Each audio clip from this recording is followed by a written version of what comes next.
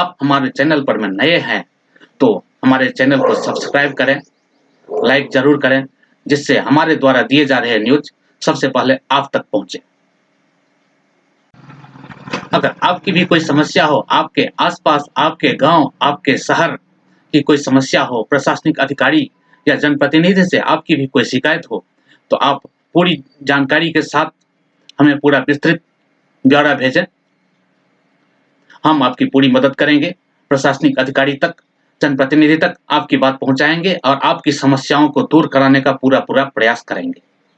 आज आपदा की बैठक माननीय मुख्यमंत्री जी की अध्यक्षता में संपन्न हुई है और उसमें बहुत सारे हम लोगों ने निर्णय किए हैं। एक निर्णय तो ये किए हैं कि अब शादी विवाह जो है 500 व्यक्ति तक शादी में हिस्सा ले सकते हैं और जो हॉल की कैपेसिटी है उस कैपेसिटी का आधा हो तो भी हिस्सा लिया जा सकता है। मतलब क्लियर आप लोगों को हो गया होगा। दूसरा है कि बाज़ार, क्लब, सिनेमा हॉल खोलने की अनुमति दी जा रही है। रविवार को जो बंदी होता था वो खोल दिया गया है, अब रविवार की बंदी नहीं होगी। जो समय 8 बजे तक जो व्यवसाय के लिए था वो जो है पूर्ववत बहाल कर दिया गया है, मतलब वो समय की बाध्यता को समाप्त कर दिया गया है।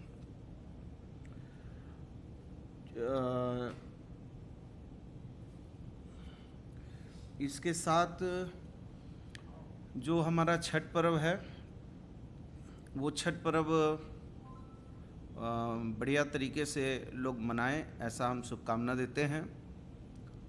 इसी के साथ हम ये भी प्रार्थना करते हैं कि ज़्यादा बेटर हो कि लोग अपने अपने घरों में मनाएं तो ज़्यादा बेहतर होगा, इसलिए कि कोरोना का काल है और अभी तक संकट छटा नहीं है। लेकिन नदी में या पौंड में कोई भी मनाना चाहे उस पर कोई प्रतिबंध नहीं है और छठ पर्व मनाने के लिए कोई प्रतिबंध नहीं लगाया गया है।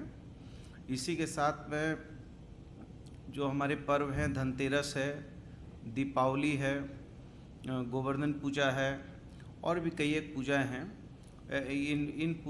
ये सब पूजा भी सार्वजनिक रूप से आदमी कर सकते हैं, किया जा सकता है, लेकिन उसमें भी हम निवेदन करेंगे कि सावधानी के साथ करें, कोरोना के को देखते हुए, मद्देनज़र रखते हुए इसको किया जाएगा। लेकिन कर सकते हैं, इसमें कोई हम लोगों ने कोई प्रतिबंध नहीं लगाया है। इसी के साथ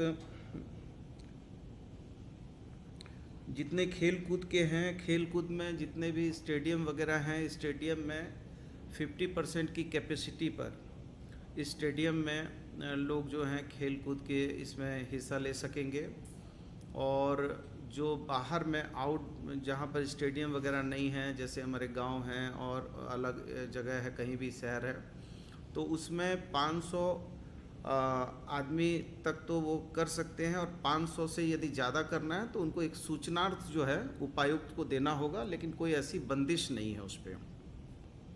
और ये हम लोगों ने इसमें जो कोचिंग सेंटर वगैरह पर जो उम्र की बाध्यता रखी थी, उसको उम्र की बाध्यता को समाप्त करते हुए क्लास 10 से एबव के जितने भी ये हैं, उसमें पहले हम लोगों ने रखा था कि 18 साल से ऊपर का ही बच्चा जो है कोचिंग में जा सकता है, लेकिन वो बाध्यता को हटाते हुए यदि 10 क्लास से ऊपर के में यदि मान लीजिए 15 साल का कोई बच्चा है या उससे कम का कोई बच्चा है तो वो भी कोचिंग में पार्टिसिपेशन कर सकता है। तो और जितने हमारे ICDS हैं, आंगनबाड़ी केंद्र जो हैं, वो सब खोले जाएंगे, लेकिन उसमें जो हमारी सेविका है उनको डबल इंजेक्शन लगाने होंगे। प्रदर्शनी, जुलूस, मेला पर तत्काल रोक अभी बहाल रहेगी। और कुछ आप यदि इस संदर्भ में पूछना चाहते हैं तो पूछिए।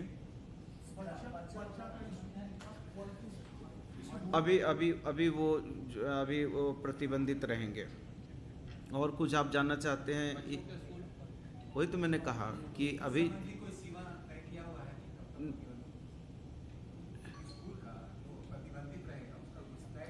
नहीं, अभी अभी फ़िलहाल चूँकि कई जगह देश के कई राज्यों में, विशेष करके केरल है और कुछ जो है असम वगैरह में कुछ ऐसी सूचनाएं हैं।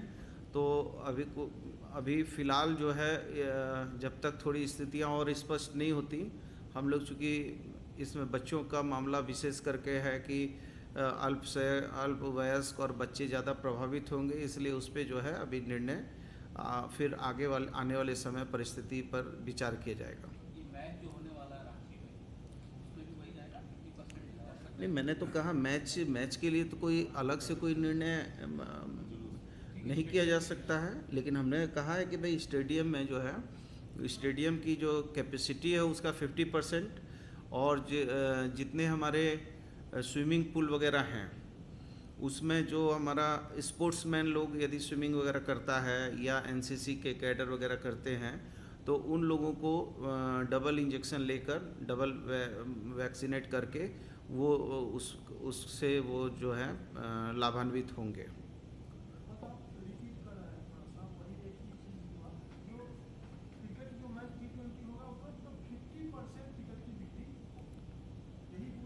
हाँ, 50% कैपेसिटी है, वो क्या टिकट बेचेंगे वो तो मेरा काम नहीं है, अब वो तो वो जानते हैं। तो 50% कैपेसिटी पर होगा और मैंने आपको बता दिया कि कोई कन्फ्यूजन नहीं होना चाहिए। ये जितने पर्व त्यौहार हैं वो पर्व त्यौहार हों, हम लोग भी चाहते हैं कि पर्व त्यौहार हों, लेकिन ये ज़रूर कहेंगे कि मनाओ जश्न बहारा इस एहतियात के साथ कि इसकी लौ से किसी का घर ना चले। ऐसा पर्व त्यौहार नहीं हो जाए कि फिर से कहीं कोरोना आ जाए। तो थोड़ा लोगों से ज़रूर प्रार्थना है आपके माध्यम से कि थोड़ी सावधानी के साथ, थोड़ा सादगी के साथ पर्व त्यौहार मनाएं। और भोग का जो है वितरण का जो मामला है, भोग जो है वो होम डिलीवरी होगा।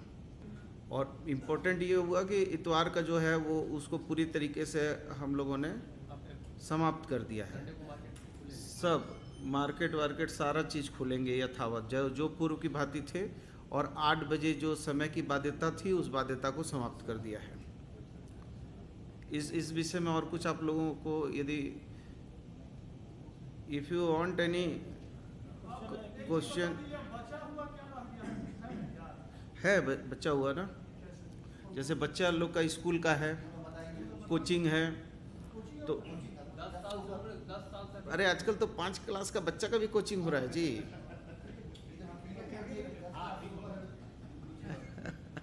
इसीलिए ठीक है। हाँ, स्टेशन पर जो कोरोना की जांच हो रही है, कई यात्री हैं जो बिना जांच किए वहाँ से निकल जा रहे हैं, भाग जा रहे हैं। नहीं, हम देखिए, हम लोग तो अब किसी को, हमको संविधान ने ऐसा अधिकार अभी नहीं दे दिया है कि हम डंडा मार के जांच कराएं, लेकिन ये तो लोगों के भी अवेयरनेस की बात है और आपके माध्यम से भी हम प्रार्थना करेंगे लोगों से कि आप जांच करवाइए और जांच से भागिए मत। आप और हम मिलकर ही तो कोरोना को सेकंड फेज, आज मात्र जो है 154 लोग ही बचे हैं, और हम उम्मीद करते हैं कि परमपिता परमेश्वर की कृपा रही तो हम लोग ज़रूर 154 लोग को भी जल्दी सकुशल उसके घर पहुंचा देंगे। हाँ, दुर्गा पूजा का ही जो गाइडलाइन है वो काली पूजा पर प्रभावी होगा। पेयर से लाइव न्यूज से मैं हूं आपके साथ संपादक अशोक कुमार झा। हम फिर मिलेंगे आपसे बेहतरीन और ताजा खबरों के साथ। नमस्कार।